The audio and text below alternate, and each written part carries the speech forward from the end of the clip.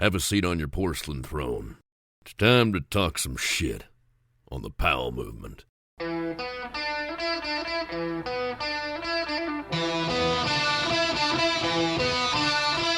Welcome to the Powell movement. I'm your host, Mike Powell, and it's finally June and time to think about a summer of normalcy. I don't know about you, but I have really been missing traveling. I mean, the only real trip I was able to go on was 10 days in Washington, D.C. to go watch my grandmother die. And that wasn't fun, but I really loved my Mimi Dell. But now it's time to get back to some fun travel, and we are taking our first real vacation in forever. In late July, we are off to Maui for a week. We were supposed to do this last March, but the pandemic took it away. So I'm psyched for that trip. And then in August, it's my annual family trip to Rehoboth Beach. It's exciting to talk about. It's exciting to think about, as I feel like my whole family and everyone else in the world was robbed of a year.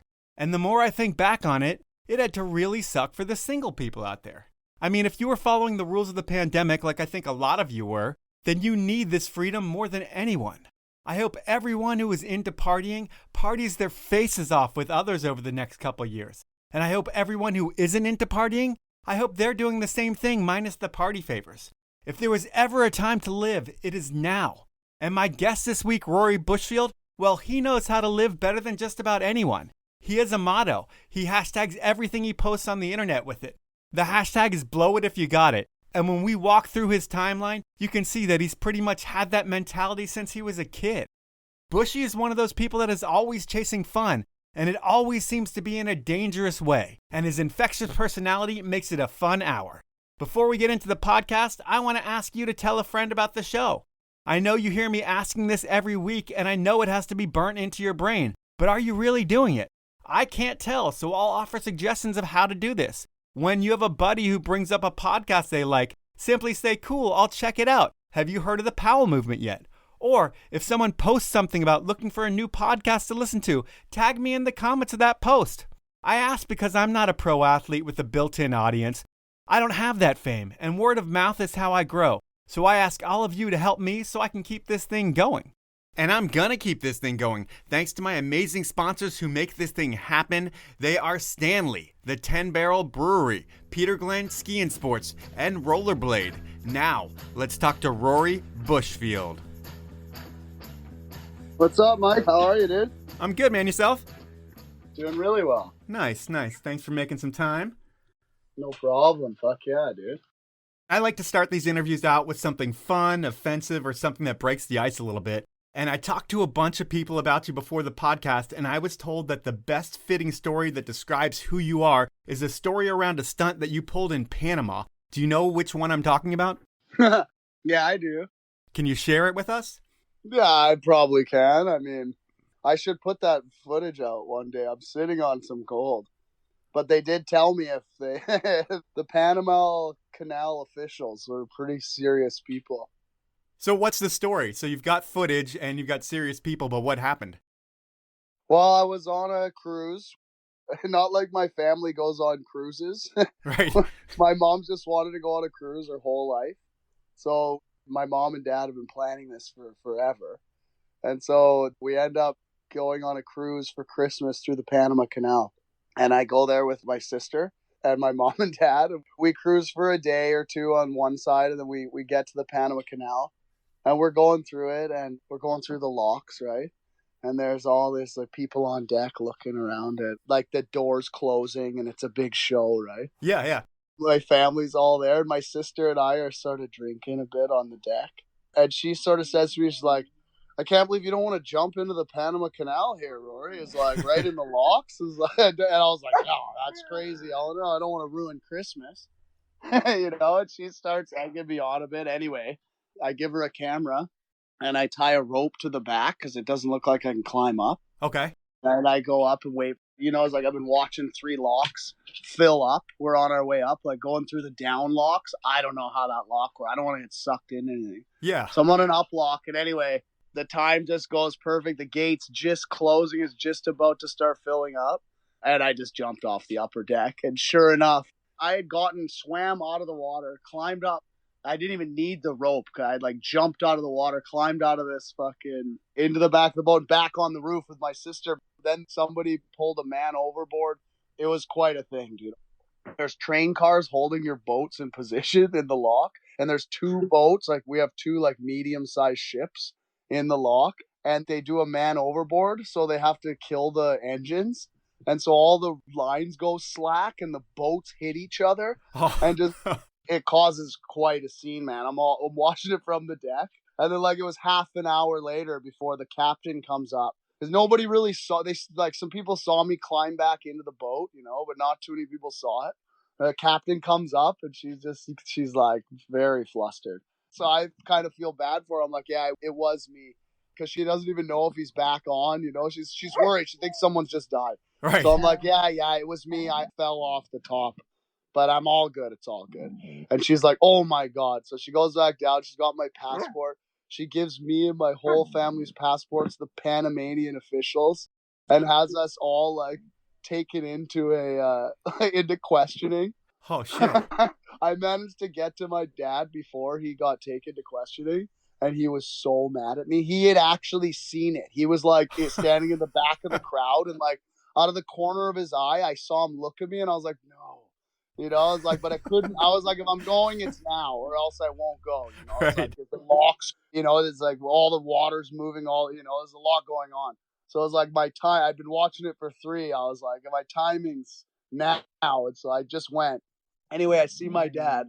He's so mad at me. He looks at me, and I'm just like, Dad, like nothing has to be wrong here. You just have to say that I fell or you didn't see it. Like that's all you have to say. And he looks at me. He's like, you ruined Christmas, he says to me, and he walks into his friggin' interrogation. And he did, of course, my dad, man, he didn't say anything. Nobody said anything. They pulled me into mine last, and I go into this room, and there's a TV screen in the room, and they twist it towards me.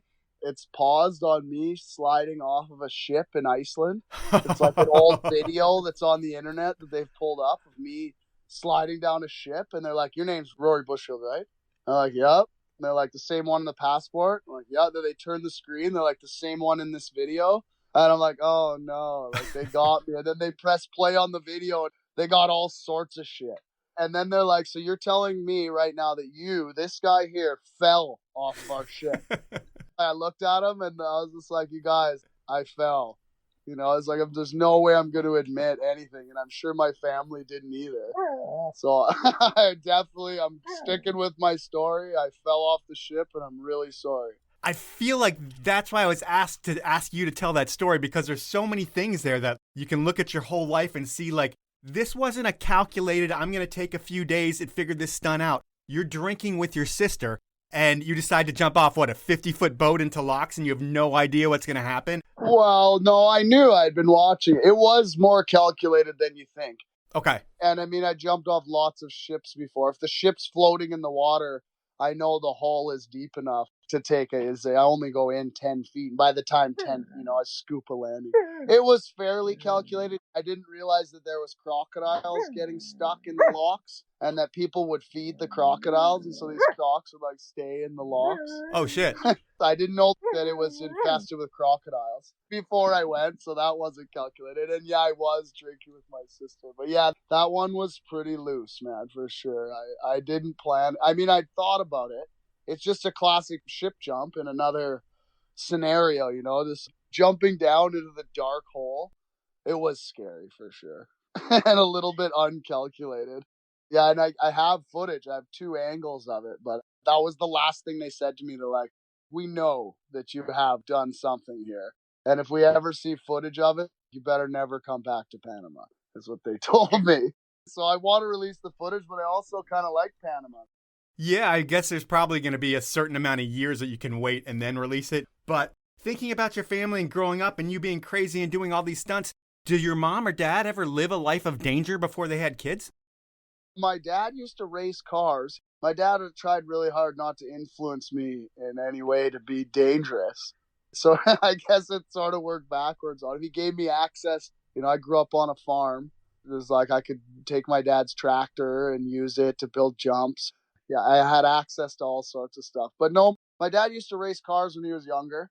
My mom was actually a neonatal transport team.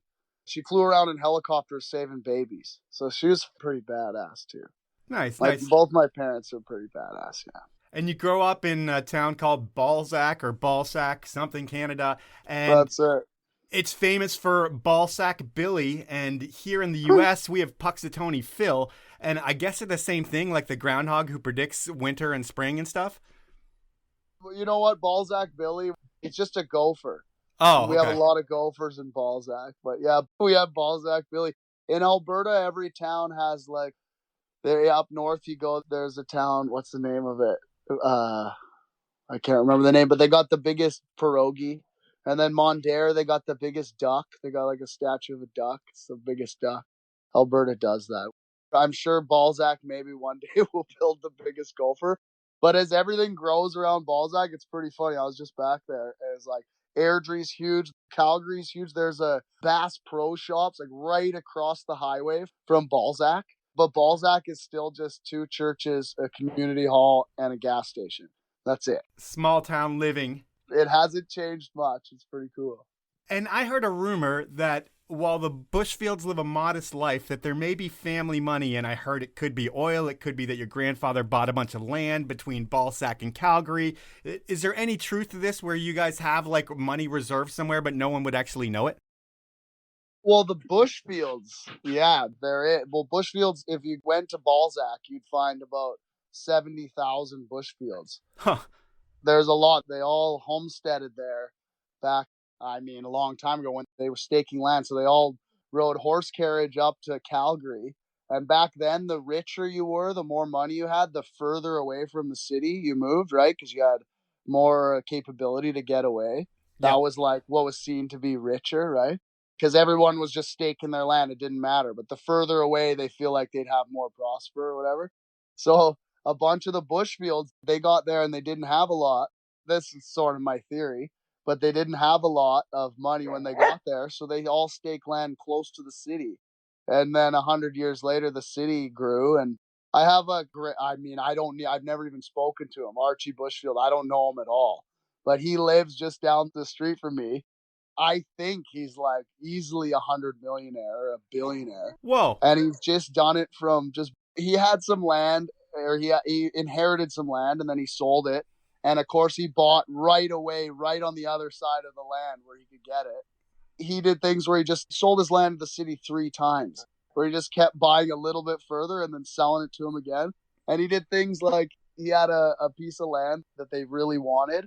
They had built the city around him. And he just kept saying no, no, no. And instead of like making it nice to like sell it for more, he just put junk on it and made it like put shit on it. And so the city eventually was like, they paid his ridiculous price because they didn't want it in the city, right? Yeah. Just shit like that, man. But you didn't grow up super rich by any means. No, man. No, our land is like, we have a small chunk of land. A section just north of the city that's probably worth a lot. I don't know. Not anymore. Not now you wouldn't be. But 10 years ago, it was worth a lot. But some of those guys sold and they got rich, some of the Bushfields. That's where you get that from. But no, my family's not a super rich family. Both my parents worked their whole lives. My dad was a mechanic. My mom was a nurse, like I said. Okay, and they never pushed you into dangerous stuff, but kind of chasing danger is what you've always done, I feel like. Has it always been that way? Like when you were really young, before you knew about consequences, were you always doing crazy shit? Yeah, I got hurt a lot as a kid, for sure. My mom, good lesson I always think about is my mom, when I was very young, she was telling me to weigh my risks. You have to learn to weigh your risks, Rory. It's like, why did you jump off the deck with a bag over your head? You know, it obviously wasn't good. Isn't there another way you could have figured this out? And I take that to every aspect of life. It's like weighing your risks, you know, because, yeah, a lot of my shit looks sketch because it's like it's made to look that way, you know. It may look like there's no risk to reward, but really the risk was very minimal and calculated. It's like, in most cases. The Panama Canal, I definitely could have done a little more research. Yeah. But well, it seems like that you've been a cat, though, where not everybody's like this, but you, over the years, have just kind of spotted something and was like, fuck it, I'm going to do that. And you do it, and you're able to make it just based off of natural God-given talent. I feel like JT Holmes is similar in that respect, or he just has it. And not everybody has that kind of supreme confidence where they can look at something and they don't have to spend a week figuring out angles and calculations. They can just kind of look and be like, oh yeah, I got this. And that's kind of how you live your life a little bit, I feel like. Yeah, I've been lucky for sure that way. It's like I have an in tune, man. It's carried me through life where I look at it through skiing is where I first got. It's like if I can see down the line from the top, like I hate rollovers. It's like that was the first thing I learned about myself. It's like I'm not very good if I can't see it from the top. It's like if I can see it and I've scouted it, it becomes just from a look. I can tell if I can do it. Yeah, it's like certain shit like that. And I think the whole injury bug in terms of something always a little wrong with you is something your whole life that's been going on. Right now, if you look at yourself, any stitches or casts? Yeah, I just got a bunch of metal put in my wrist. What'd you do? Or my forearm. I broke it just 3 weeks ago. I've already been able to ride again. I was dirt biking and I just was going across a beach and I hit a hole with a log in it. It's like the river had been up and down and there's this like it had exposed this giant log. Anyway, I broke it before I even hit the ground. I have a steering dampener and my dampener, I disconnected it because it broke. And my bars just shifted so fast, broke my radius in like 3 spots. But it's amazing, man. 3 weeks later, they bolted it back together. It's unreal how good it is. Well, for some people, they would probably relax, chill, and take it easy for a little bit. But as long as it's not your knee or your feet, I would think you're going to be trying to do whatever you can as long as it doesn't hurt too bad. Well, that's how you heal, man. I'll go back to where you said something about always being hurt. I take always being hurt sometimes as like, it keeps you at a level of like, I'm most dangerous when I'm healthy for a long time, when I've had no pain for quite a while. Yeah. It's like, I look back and like, those are my moments of like, I feel so good. I forget, you forget what it's like to feel pain almost. It's like, you don't want to remember it. And so you don't, but it's like having a little injury and a little bit of pain. It keeps me sane almost. It's like, keeps me, it's like from just you remember how fragile you are and how fragile life is. And then how much you should be really appreciating those epic moments, it's like that little bit of pain, that reality. So it's kept me alive for sure. Just teeny injuries to like hold you back just enough. Yeah, well, it's always like you've got a little bit hurt, but you're never injured. I mean, I look at an injury as like your knee or when you break your back and you have to take some time off. But when you're hurt, it's like you take a few days off and then you're back on it. Yeah. But regardless, you get into skiing when you're really young. Are there any other sports that you get into? Like, do you play hockey or curling or whatever you Canadians do? No, I played a bit of hockey, but not like in a league or anything. As a kid, in a humble family, I got to pick one sport, man, which was like, man, I'm so lucky I got to grow up skiing. And it was because my mom and dad had just found a love for skiing, like with my sister who was older than me. And I just got to grow up. Like, it wasn't like my parents skied their whole life. They did on and off. But when I was growing up, we skied every weekend. I guess just because they loved taking me skiing. Looking back at it, every weekend, my mom and dad would drive to the mountains. My dad, like one year we traded 150 hay bales for a season's pass at Fortress. My dad would always work out like a season's pass at a ski hill. My whole childhood, man, I was so lucky and got to grow up skiing. Man, what a treat. It's like not a poor man's sport. And it makes me understand, like when I break a pair of skis, like when I was 14, 15, I started like breaking everything. I started skiing really hard. Yeah. And like had enough weight that I was breaking it. I was like, my dad was so over it. But by the time I was 16, I started getting free skis, free gear at least. But to my folks, they couldn't even believe it. They're like, at first, it's like getting for like, because they've been paying like full pop for skis for so many years. Yeah. Skis are expensive. Like skiing's expensive. And there's so many people that come for money, so it's not a big deal. It's like you break skis, Yeah. oh, we get another pair. But if it's a big deal, money, $800 or $700 for a pair of skis, Yeah. if you're getting them for free, your parents are stoked. Oh, yeah. Now it's time for my first sponsor break, and I'm going to start things off with Stanley. And it's already summer in my eyes, and if you aren't ready for your camping, hiking, and general outdoor adventure needs yet, it's time to get on it. And you and yours deserve the best stuff out there. And Stanley has been setting the industry standard of innovation and quality and getting you out there since 1913. By listening to the Powell Movement, you're going to get the best deal you'll find on all Stanley products anywhere. It's through this podcast. I'll get you 30% off everything Stanley. All you need to do is head on over to stanley1913.com, go shopping, and use the code DRINKFAST. That's all one word, all lowercase at checkout, and you'll get that deal. Spend over $100 and I'll throw in a limited edition Powell Movement beanie. So please support the folks at Stanley and make sure you're dialed in for the summer. My final sponsor is the 10 Barrel Brewery out of Bend, Oregon. I love their beers and I love their mixed drinks, and recently I've started drinking this new thing called Clean Line Hard Seltzer. And I've always been a bubble water fan, and that's what Clean Line is, with an alcoholic kick.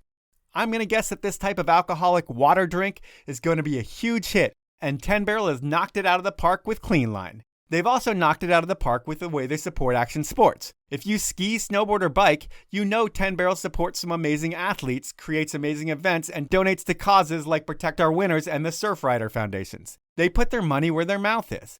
So next time you're at the store, try a 6-pack of 10 Barrel or the Clean Line Seltzer and support the beer that supports you. You can find out more about 10 Barrel over at 10barrel.com. Those are my sponsors. Now let's jump back into the podcast.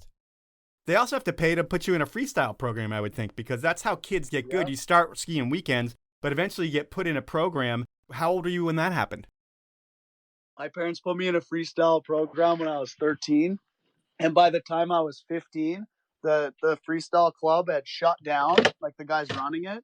But my parents liked it so much and liked the coaches that they stepped in and organized the Sunshine Freestyle Ski Club for, I think, like 3 or 4 years, man. That's how supportive my parents were. They stepped in, and not only that, my dad bought a minivan so that he could drive the coach to the hill and like any other athlete from Calgary that wanted to be on, and so we'd fill the minivan up and drive to the ski hill every day or every day of the weekend. That's pretty rad. I mean, that's exactly what Bob Bibby and like the Schillers did over on the west coast of Canada. It's exactly what they were doing. Exactly. And I got to meet with those kids by the time I was 17 I guess I'm a little older than those guys. So like I would have been 18 or 19 probably 17. I met them at the summer camp. Those kids are awesome. Schillers. The Schiller, man. First time I ever seen that kid. We like rolled up late on the glacier and watched him do a switch 1080. This like so perfectly at like 9:30 in the morning on an icy ass table, like nobody even jumping. Like what? Like who the fuck is this kid? Before you meet TJ or any of those guys, for you, you're in a program or you're about to be put in a program, but you're also going to be homeschooled because from what I gather, you wanted to be homeschooled, but you also ended up getting your ass kicked by a girl, and that's why you were homeschooled. Is there any truth to that? Man, you're well researched, man. That's solid research. It's true. That's exactly what happened, dude. In grade 7, this girl beat the shit out of me in school. And that was basically my excuse. Like, I already wasn't in a good place with the school because I wasn't going enough. I had been going to competitions and I'd missed so many days that they didn't care what it was for, Yeah. It was like I was missing days and they had a rule where I wasn't going to be allowed to go there. The reason I was in this school in the first place because they offered a 4-day week, but then they went back to the 5-day week the year after I was in. So grade 7 came around. I was like missing so much school. And then I teased this girl in grade 8 and she was like a track star, man. This girl would beat all of us in every race, like the hurdles, like she's a goddamn athlete. And she just like puffing darts and fucking doing all this, like she was this crazy chick. And I was just teasing her about being a smoker. And she slapped me across the face and I was like, ooh. And then she just fucking wailed on me, man. I went home with both my upper and bottom lip fat, like bloody teeth, 2 black eyes. My nose, like she didn't break my nose, but I didn't know what to do. It's a girl fucking way. I just stood there and got fucking murdered, man, by this really strong chick. She fucked me up. And so, yeah, my mom, that made it now easy to not have to go. So I actually went to internet school. It wasn't even correspondence. It was internet school from this other town. We went and got a fucking computer and it was like the easiest thing. I never met my teachers. I learned that certain teachers that I had didn't even read my assignments. They just gave me a C plus. Huh. So that, most of the time they were as lazy as me. Right. Man, it made me so I skied a shitload because I started building. I was home alone all day long. In grade 8, home alone all day long. It was like, how old am I, man? I don't even know. But I didn't have a driver's license. And so I had a dirt bike and I would go to my cousin's house and we would just set up trampoline setups, man. Trampoline setups and snow skating. And then like ski in, drop in ramps and rail, like all the shit we could find in the fields to like try to jib on. This back before that, like any of that shit even existed. We were like watching the Olympics and learning how to do fucking doubles on the trampoline. And it gave me like, now all of a sudden I didn't have to go to school. I was like 9 a.m. I would send in my attendance thing. And then by 9:30 a.m. I'd have cheated like through all my assignments. By grade 12, man, I had it so dialed in. It's like I passed on my own a lot of shit, but I definitely fucking cheated on a ton of shit, man. It's like it was just too easy. And does your sister get the same special treatment almost as you? No, Like, no, my sister went through school. She wanted to go through school though. Like okay. I look back, I missed out on high school. She wanted to go to high school. My cousin actually, that he just went to internet school because he thought it was easy. But by grade 10, he went back to high school. He didn't want to do it anymore. But by grade 10, I was doing my shit from fucking getting to travel to Europe and getting to go to like all over to ski. So I was like, for me, it was amazing, man. It worked out awesome. My other cousin's a genius, a mathematical, like actual genius. And so in grade 12, I chose pure math because I had him on my side. And then for my midterm, I was in the States or something. I couldn't get his help. And so I wrote my midterm and got like 42% on my midterm. So I was like, I had to pass to be able to keep skiing, right? That's what my parents held over my head. And so for the final, I gave my cousin my ID and changed the school that I was going to get my final at. For some reason, I made some crazy excuse.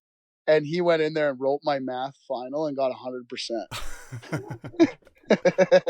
So it's like when I think about you and all the crazy shit you've done, it even starts back then. It's like the rules don't apply for you. And I mean that in a good way. It's like you don't give a fuck. You're going to skate it. You're going to jump off it, whatever. And that starts like at a young age. Like you're able to get your cousin to take your test for you and it doesn't matter. Did you ever get in any trouble as a kid for any of that bad stuff? Or your parents just like, that's our little Rory?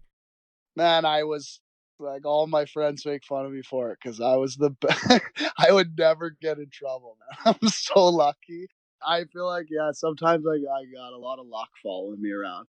It's like my friends around me get in trouble in so many situations. You could ask Bibby about it, man. He's like, he gets caught for everything. And I'm out there like way, like when we coached summer camp together for years. It was like every day was something. We'd always be getting up to something. And Bibby, man, he would get caught. Or Turpin, these guys like getting caught for the dumbest shit, getting kicked off the glacier. And then me, I'd never fucking get caught for anything. I was real lucky. My parents, they're so supportive and they were so good. Like when I would do bad shit, I had to take an extra step to fucking not be caught for it. Cause it was like, at a certain point I did. When I turned 18, I stopped doing a bunch of like dumb shit. It's like I was on such a streak that I was like, if I get caught for any of this shit, it's like anyway. I mean, it seems like you're like Ferris Bueller and your sister is like the girl who has to go to school, but you can pretty much do whatever you want. And that's kind of not fair, but it's how it works out. Sometimes it works like that. My sister's, yeah, she's an amazing person, but we're a lot different that way. And let's see, around high school time, is that when you hook up with John McMurray and Biolo? And I think Dell, your cousin's part of that whole crew, the Loose Cannon Playas? Man, I love all your research, dude. It's amazing. You're bringing me back. Exactly. I meet up with McPhee when I was about 15. I was skiing moguls and we were doing events and they were Southern Alberta Freestyle Club, McPhee and Biolo and Kazodi and all these other kids. And I would go there and I'd beat them. So they didn't like me, man. I had dyed my hair blue or something back then. It's like something stupid. And so I was like, they just thought I was an idiot. They didn't like me at all. They'd tease me. And then the first kid I ended up making friends with was McPhee and Biolo and then McPhee. And John, he lived just in the north end of Calgary, close. So his dad would drive him out to the farm, or my parents would drive me into the city, and we'd like spend the weekend when we weren't skiing, you know, and the hills closed. We'd spend the weekends together. He came up to my cabin. We became best buds on the LCP when we were about 15. And McPhee always had a camera. We'd be filming everything. I mean, was this the Jackass? And if Jackass wasn't out, I'm sure CKY2K was out. But were you guys seeing some of that stuff and getting inspired by that? Man, we were so inspired by CKY2K. We were already filming dumb shit when CKY2K came out. And we were like, McPhee, he made 2 movies back in the day, Half Decent and Without a Cause. I've seen Without a Cause. They're so stupid, man, but they're like made by a 14-year-old, you know? Right. Half Decent. And then Without a Cause made by Fee when he was 16. That was the same era of the first CKY2K would have come out when we were like 15. I remember watching it, just being like so fucking inspired, dude, by these guys. And they were doing exactly what we were into, man. We were like, oh my God. Except we had a different style than them. They were just like body planting, and we thought that doing tricks off of shit was cooler. Right. You know, so we were like trying to do like a full like aerial maneuver or some shit off of a roof into a bush. Right. You know, instead of just a flop. McPhee was big into like gainering off of everything. He's like everything that kid could gainer off of, no matter what, he would. And it's like you guys invented parkour before anybody was calling it parkour. You guys were doing all that shit.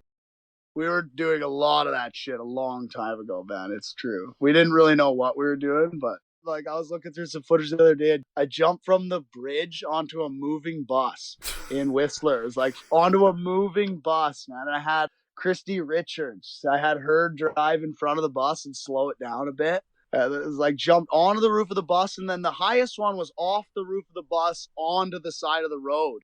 I look back like, damn, my ankles were strong, man. It's like I could just jump off 20 feet into the grass or onto pavement, just roll it out. I mean, it's so crazy. And it's like Christy Richards was there. So you've got like an Olympic mogul skier kind of leading the charge of the last person that you would expect to slow the van down or the bus down. Yeah. But when you have your crew together, does that up the antics even more? It's like Rory's crazy as it is and jumps off crazy shit as it is. But then when McPhee's there and Dell's there, he's going to one-up it even more just because, like, the juice of having your friends around gets you going even more.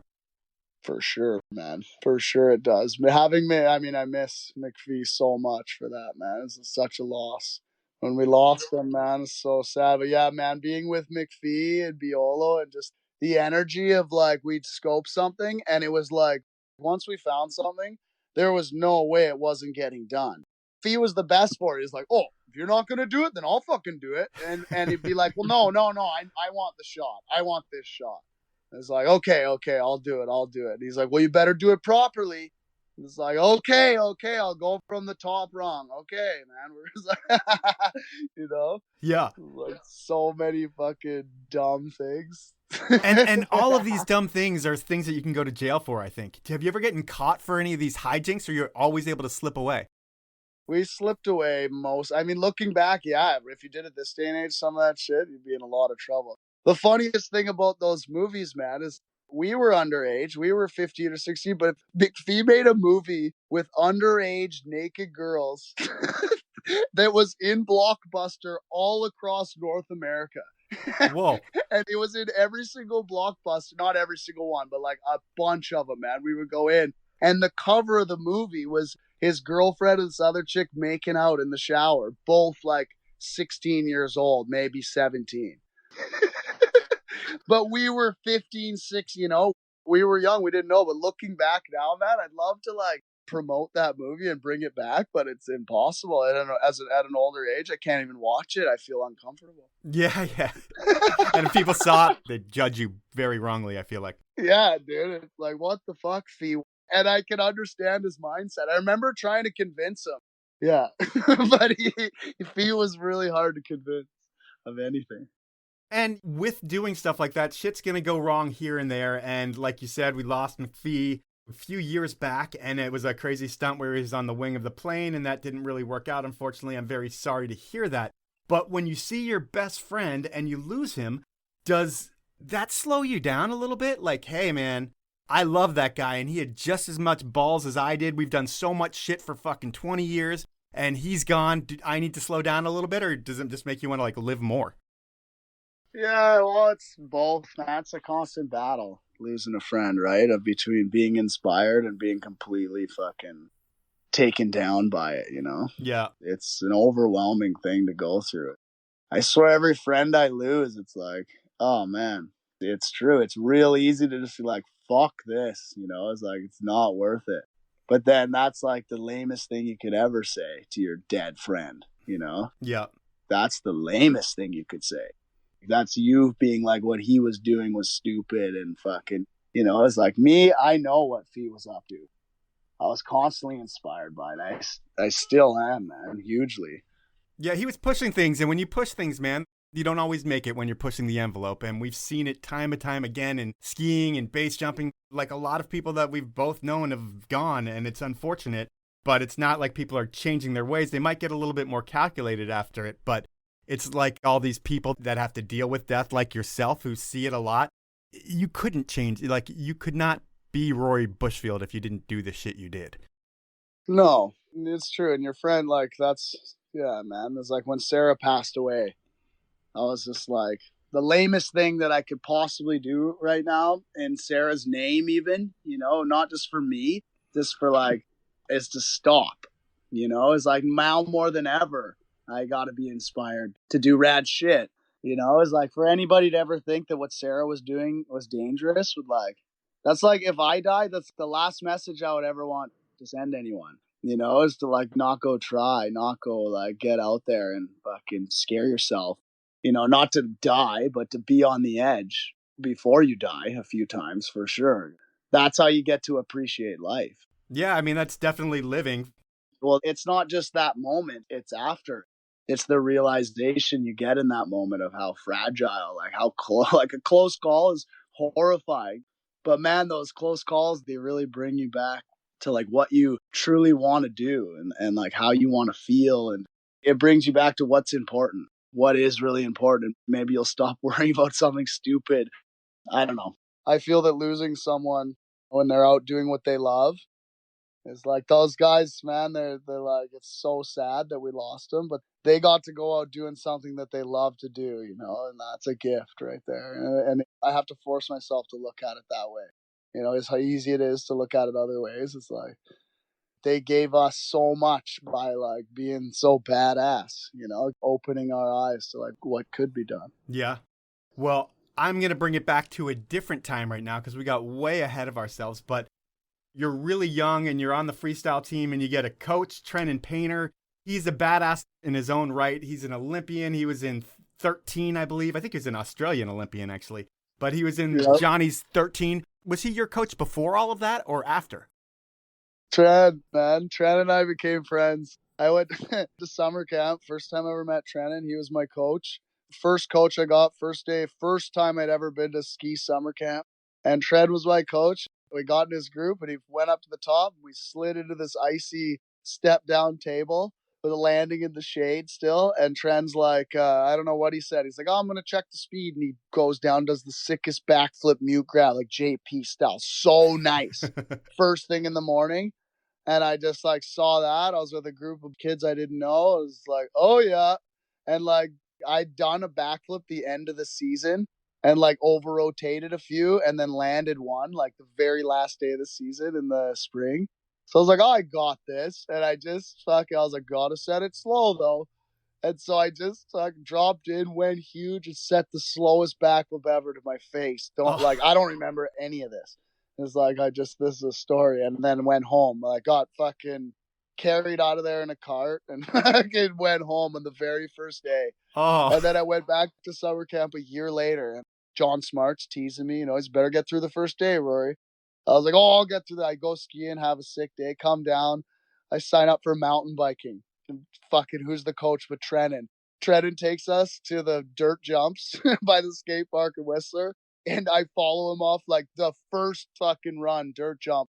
I like don't even know how to jump a bike. It is endo into the other side.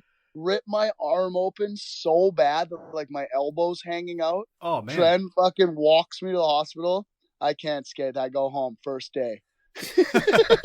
Those are my first two encounters with Tren. And then later on, I was up on the glacier in some other situation. Oh no, I started coaching.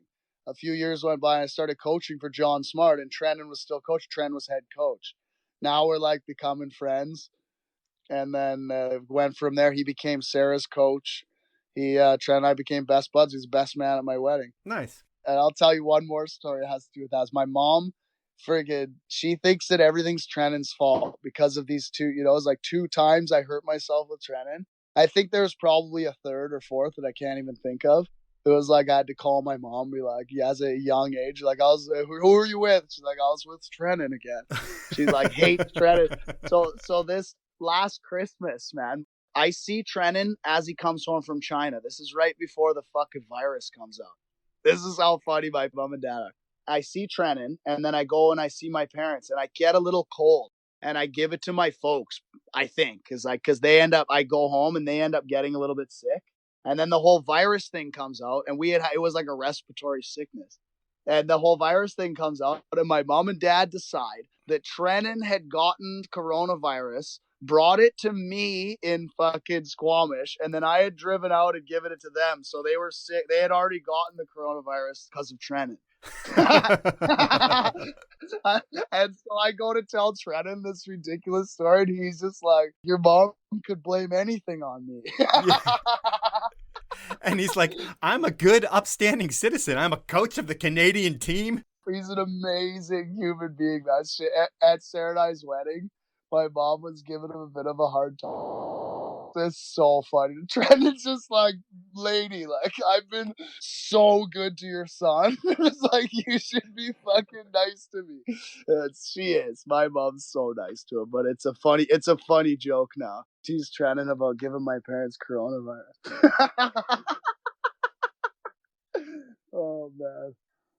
Now it's time for my last sponsor break, and summertime is pretty much here, and it's time to get ready for some leisure at the beach, camping, or in the backyard, wherever. And Peter Glenn Ski and Sports is teaming up with Eagle Nest Outfitters and Nomadics with a summer hangout package that will make your life better. One lucky winner will get a new double nest hammock. Think lightweight, breathable, fast drying, and Nomadics is throwing in a single-sided towel in whatever color you want. This towel is eco-friendly, super absorbent, sand and pet hair resistant, and quick drying too. To enter, make sure you're following Peter Glenn Sports, Eno Hammocks, and Nomadics Co. on Instagram. Like the Summer Hangout Instagram post, and tag 2 friends in the comments that you'll be hanging out with this summer. The winner will be selected on Friday, June 11th. And remember, 1 entry per person. My final sponsor this break is Rollerblade. Yes, inline skating is back. Actually, it never went anywhere, and it's one of the best full-body workouts out there, especially for skiers and snowboarders. Why? Inline skating not only burns about as many calories as biking and running does in an hour, but compared to a bike, inline is the no-hassle option. You don't need a rack, and you can travel with them. And you can't even compare inline to running based on the punishment that running puts on your knees. Plus, inline skating is super fun. To find out more about the inline skates, check out rollerblade.com, or you can get their award-winning Ski to Skate app over on the App Store. Those are my sponsors. Now let's jump back into the podcast. Back in the day, I feel like you weren't much of a drinker. I don't know if you were or not, but I feel like you might have been with the Cloud of Smoke crew. Was that how you rolled early on in your days? Yeah, I'm not a big drinker, man, but yeah, I was I didn't start blazing until I was a bit older. I was done skiing moguls at that point, but come like 22 or so, I was probably blazing quite a bit. Has that ever had a negative impact on your life or your skiing or anything like that? Yeah, hard to say, man. I don't think so. I think if anything, a positive impact. It's not to be an influence to anyone to be the blazedest, but I think with my personality and the way I deal is like I started smoking weed and skiing at a young age. Not a young age, but like at an older age. A lot of my friends have been blazing forever. And I was like, you know what? It's like, let me just try this. It's like smoke weed on a chairlift. We were like on our way out of the hill in Australia. And then, man, I ended up getting big. Like, wow, this is awesome. And hitting a rail till like it was dark. And then the next day I won the Australian X Games and got a spot in the real X Games. I was like, you know what? Maybe smoke weed's not so bad. It's like, maybe ski really good. And then, to see a guy like Tanner Hall, just when I was at the X Games and all like the big air events in Switzerland and Norway and the quarter, like in the start gate, man, it was a hot box. This is before I was smoking weed, and then during for sure. Like the X Games, man, we're just like passing doobies around in the start gate. And now you go there and it's like, nobody's doing that. Yeah, it was a totally different world back then. Yeah, it was, man. Like everybody was blazing. If there was a porta potty, there was smoke coming out of it. Yeah, everybody was blazing. It was a pretty funny time. Well, before we get there, the highlight of your mogul career is in 2002, you're the Junior World Mogul Champion. And is that a really big fucking deal for you? Or do you already realize that films, contest, half-pipe, slopestyle, and all that stuff is going to be your future? Well, that happened at the same time as I won the Australian X Games, and I got my X Games spot. And I went to Europe, and I did well in a qualifier there, and I got a spot in slopestyle. So when I win Junior Worlds, the best thing it gives me is a full World Cup seat in the World Cup Mogul circuit. So now I get to do every World Cup. But my organization doesn't tell me that. And I end up missing half the World Cups. They don't even tell me that I have a spot. And it was Christy Richards that was like, did a little research when she was at an event. She's like, Rory, she called me. She's like, you have a spot at every event we've been to. It's like, you need to come to these World Cups. It's like, right then I was doing a Cork 7. Nobody else was. And it wasn't getting judged well by any means because it was like unheard of. Yeah, this is like you can't have your feet over your head. Anyway, so I think I did 4 World Cups. Man, it was so lame in comparison to the whole slopestyle, half pipe, going to Aspen X Games. I was like, man, this may be in the Olympics, but is it worth it? And then I like sort of tweaked my knee at an event. That was how I quit mogul. So I was like, you know what? This is not, it's like my whole goal was to get on the World Cup circuit. It was like, this isn't even fun. We went to Japan. And our team didn't compete well enough, the coach thought. And so he decided that the whole team wasn't allowed. We had a week in between events that we weren't allowed to go on this like tour bus to show us around Japan. That was like a straw for me. I was like, are you crazy, dude? It's like, we're all the way in Japan. It's like all this money's been spent and we can't go see some shit. It's like, because we didn't ski well enough. I was like, this is the dumbest shit I've ever been on, man. That was my last event. Yeah, that's ridiculous. Yeah. But being on the Canadian team like that, does that do anything for you? Like, are those trips paid for and are you treated well? I mean, it's crazy. They didn't let you know that you were on the team or whatever. Once you get on the World Cup team, yes, there's funding. I was on a partial funding. And if I would have just gone into my next season, I would have had full funding. Like, all of a sudden, you don't have to pay for anything. Yeah, but if you would have gone into the next season, then there would have been a chance maybe for the Olympics, but you would have missed out, or you potentially could have missed out on the whole new school part of skiing that really becomes your career. Well, my boys, man, McPhee and Piolo and Cazzotti. Meanwhile, I'm at a mogul event. They're chucking double backflips off cliffs in Jackson Hole with Seth Morrison. You know, and I'm reading about this like through a Seth Morrison had like back then, it was hard to get the information out. He had a blog or something. He was good at social. Yeah, he wrote a blog back in the day about McPhee and Beal. I remember reading it and just being so inspired and like partly jealous. You know, I was like, oh my God, like I'd have done a triple back. You know, I was like just wanted to be there so bad. I had a lot of turning points for sure, man. And at that point, do you have sponsors in place? I think there's Rossignol was the brand you were on at first. And does that come about after that first X Games? Yeah, exactly. So I had Rossignol and Oakley, and they were both giving me product, which was cool. But I was like trying to get paid from them for a while. And I quit skiing moguls, and I called and told my Oakley guy at the time, Seb Parody. And he was like, he wasn't trying by any means to influence me to quit, you know, verbally. Right. But he was just like, glad to hear it. I got a contract for you here. 12 grand. Is that okay? And I remember hanging up the phone and just being like, let's fucking party, boys. I'm rich. Like, thought it was just the sickest day of my life, man. And I remember calling my parents. I'm like, I'm going to be a skier. I'm not going to fucking do moguls, but I'm going to do this new shit that doesn't exist.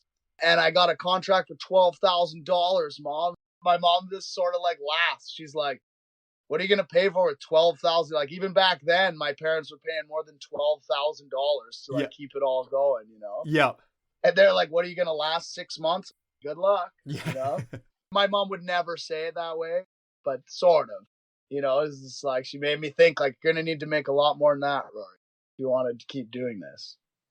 Which was a good bug to put in me, because I did. I had to you always do have to sort of take a step aside.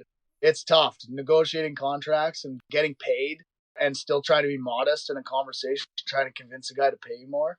It's tough, man. It's easier with an agent, but I didn't with any of my ski contracts. I did them all myself. And that's the way to do it. I know I was team manager for a long time, and while people would have agents, even if they did, it was always nice to have that personal conversation with the person, because it's not like I was going to shit talk someone. And even if I was going to let you go or it wasn't going to happen, I would let you know why. It wasn't like it was personal. It was just like, hey, you're not producing, unfortunately. And if we signed you to be that contest guy, you've got to do well in contests. And it's just one of those things where it's good to have that personal relationship, at least with your core endemic sponsors. And your endemic sponsors, Rosignol, they have Candide Thovax on their team. And do you get to ski with him much? Yeah, I get to ski with Candide quite a bit, man. I've skied with Candide since I was fucking 17, man. When I first got flown over by Rosa, 17, flown over by Rosino to Europe for a party.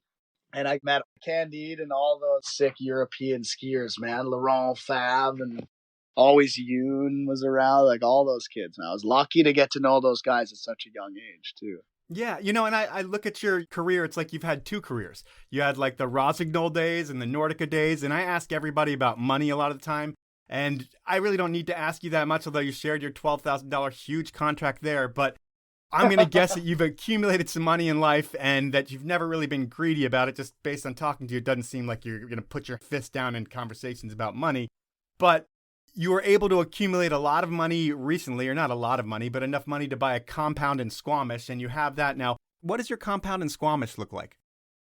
You're not getting research from the Dex Knows Cribs episode, are you? No, I didn't. Okay, because I put out a Dex Knows Cribs episode, or Dex, my dog's Cribs episode, and I did it at my friend's house, who's just a baller. And I like, even my own cousin wrote me, he's like, bro, I gotta come check you. I didn't realize your place was so nice out there. No, I heard your place is like total dirty hippies and teepees and shit. Yeah, you got the right info.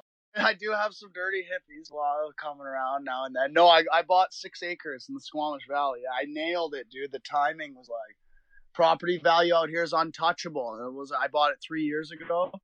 I won Splash, and that's how I got enough money to buy this place. Yep, we're definitely going to talk about Splash as well, but when I'm talking about money during your ski career, I guess, when's the time where you don't have to work anymore and you have enough money coming in where you don't have to worry about anything but skiing? Man, I'm so lucky. I worked some jobs as a kid, but no, man, I was like, by the time I was 18, I was making enough money to ski to like try. And not only, it's like now all of a sudden, is like, yeah, I made $12,000, but I didn't have to spend any of it on skiing. Yeah. It's like all of a sudden it was like every meal was free, every plane ticket was free, never paid for a lift ticket again, never paid for any gear, never, it's like all of a sudden you open into that world where it's like, all I have to do is ski good and, impress a couple people a day and then just get all this shit it's like, this is worth it to not even get paid.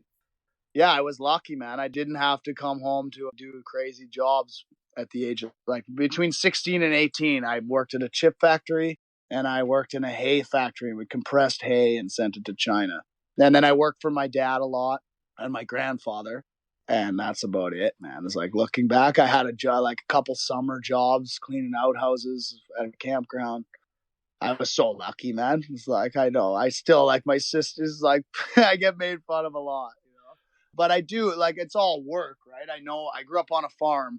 I never would have been able to get as far as I did if I didn't know how to use tools and build simple, just like physics and that sort of shit. But no, man, I was lucky. I didn't have to work as a waiter in a convenience store and a fucking Eddie's, like McDonald's. I never had to do any of that shit. I'm so lucky. You're lucky there. And then it's like you met your future wife at summer camp. So you didn't have to spend your whole life like looking for girls at bars and stuff like that, like everybody else had. So money and companionship were already done for you. So everything else is all just thinking about what stuff that you could do to just get your adrenaline pumping or just make you happy.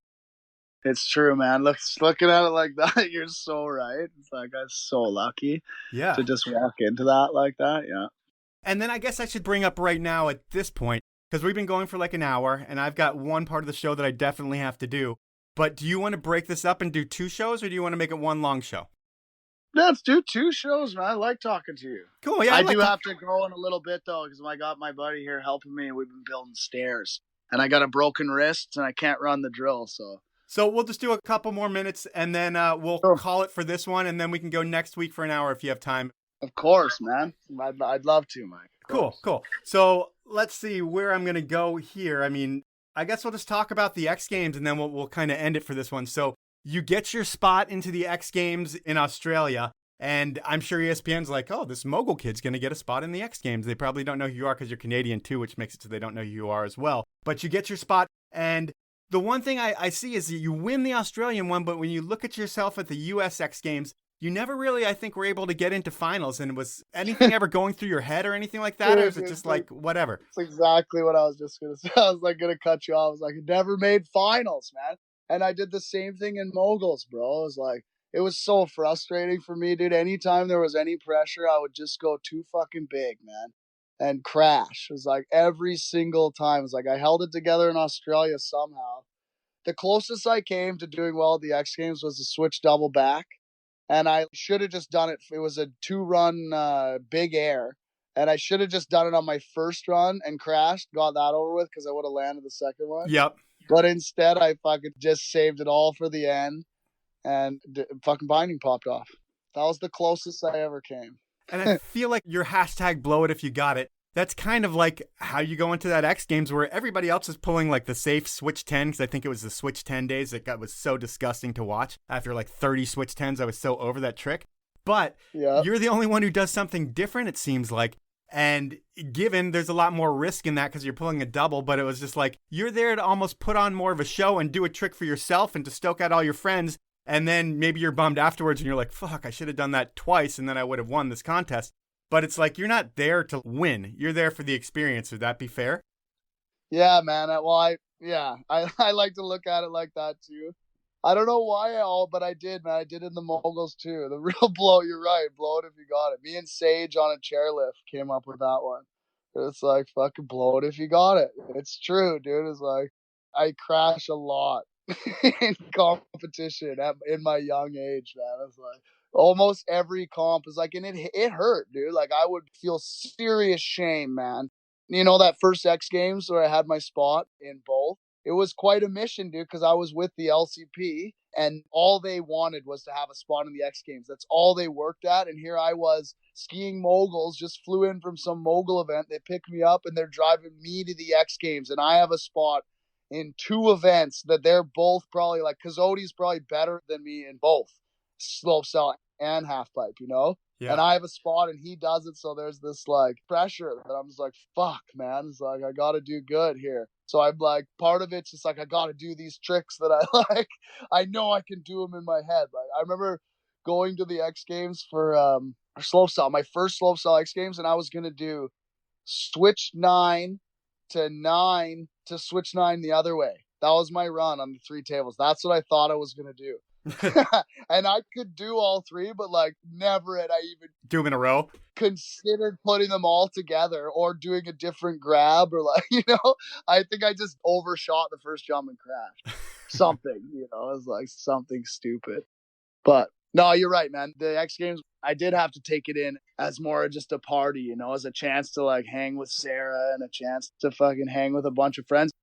This was the first X Games I missed, Mike, this year in, I'm thinking like 20 years, man. Holy shit. 20 years, dude. This is the first one that I missed because it's like, as soon as I stopped going to the X Games and I started filming, which was an obvious choice for me because I liked a couple tries, you know, to go really big and have a couple tries, and you didn't get that in comps. And the ice obviously is like, jumping in a snowstorm on ice is always not that pleasurable. I do enjoy skiing in the sun mostly, you know. It's like my girl the other day, she's like, where's your non-iridium lens?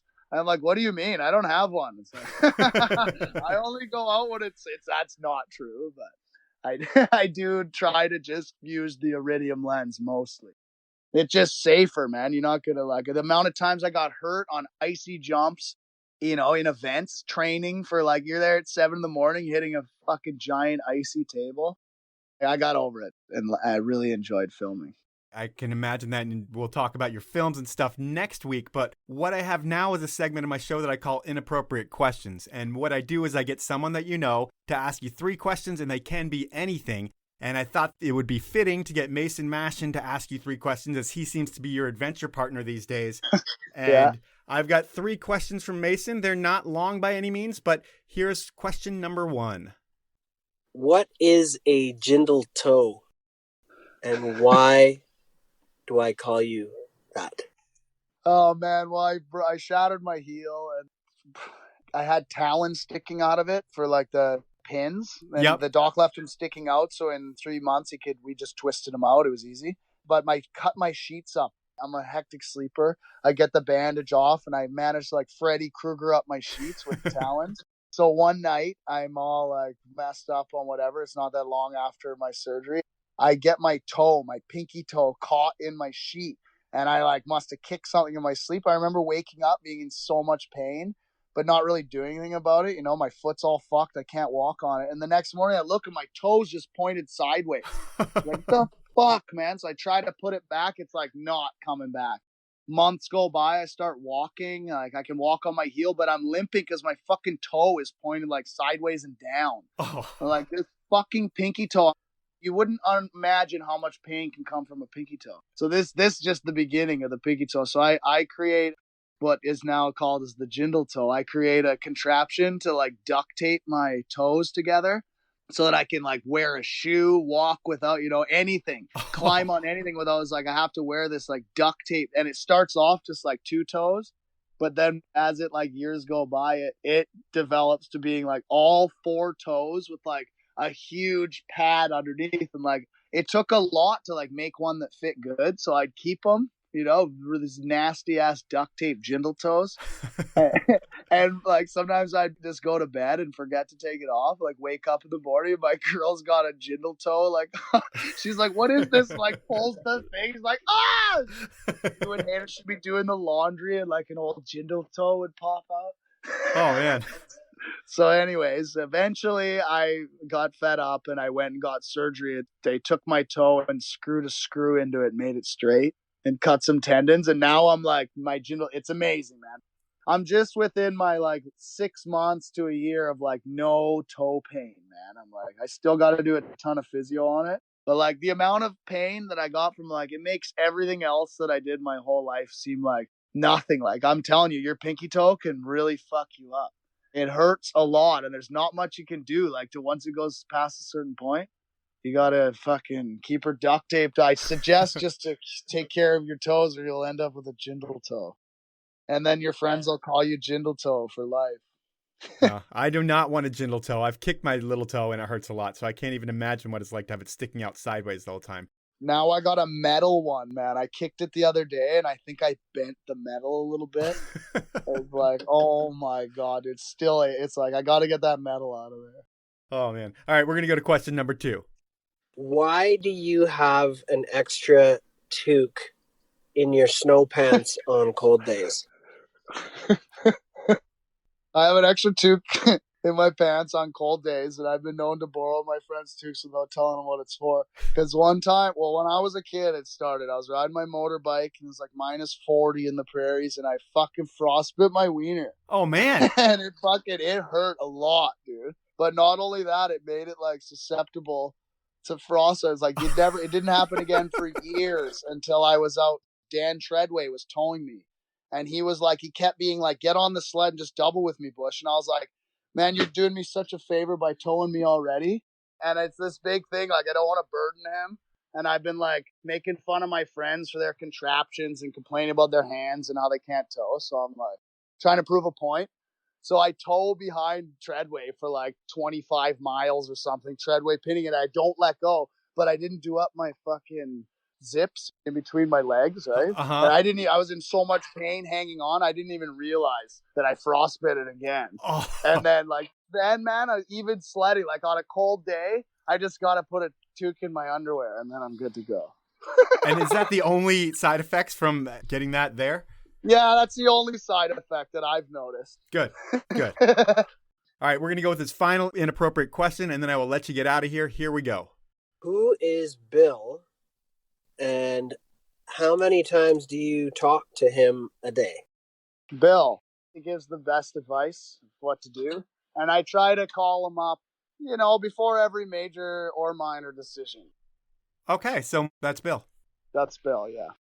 All right, well, we will leave it at that. And I want to thank you for your time. I'm going to harass you to get on the phone again next week so we can finish this podcast. We'll start with you breaking your back, because I think that's where we left off right after X Games.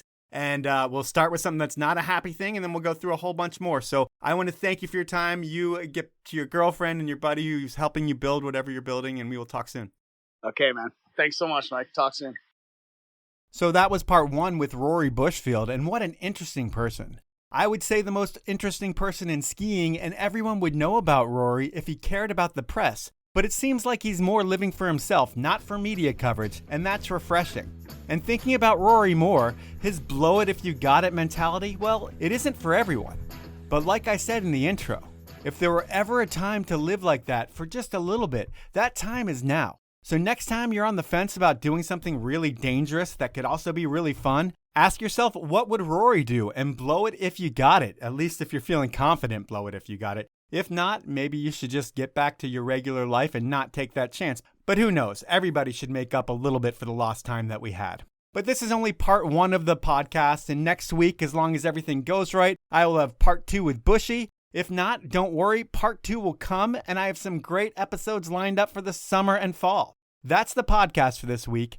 At this point, it's time for the review of the week. And this review is titled Best Snow Sports Pod Out There, and it comes from H-Deuce CLT. Mike does great in-depth interviews with the industry's best athletes. Additionally, the conversations are funny and honest, not the boilerplate promo interviews that are so frequent out there.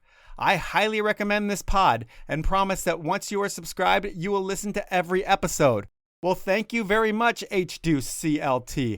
I hope everybody who listens to one episode listens to every episode as well. But if they start with Tom Shar, they probably won't, because I think that was my worst episode out there. It's like 25 minutes with a kid who really hadn't done anything but win every contest he's ever been a part of. But he was like 18 years old, so there weren't any great backstories to Tom Shar. I think he was playing video games the whole time we were podcasting. But whatever, I'm not trying to throw him under the bus, but saying that you will listen to every episode as long as you don't start with Tom Shar, most likely.